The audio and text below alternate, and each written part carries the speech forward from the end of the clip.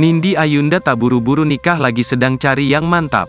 Nindi Ayunda tidak buru-buru menikah lagi setelah putus dari Dito Mahendra.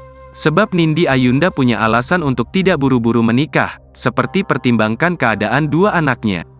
Lantas Nindi Ayunda juga mencari pasangan hidup yang menurut penilaiannya mantap dari sisi hati dan agama. Pemilik nama lengkap Anindya Yandires Ayunda Fadil mengaku masih trauma dengan pernikahan. Pasalnya, pernikahan Nindi Ayunda harus kandas saat menginjak usia 10 tahun. Aku tuh masih ada trauma. Takut gimana ya, one day punya pasangan baru terus adaptasi sama kita. Aku punya 2 buntut, kalau pagi ibu aku ini, pagi-pagi dengan keriwehan aku takut dia ngerasa terganggu. Aku suka kebayang, tuturnya, Rabu, tanggal 24 Januari tahun 2024. Oleh karena itu, Nindi tak ingin buru-buru mencari pasangan lagi. Ia menginginkan pasangan yang pasti-pasti saja, tak hanya soal materi namun hati dan agama.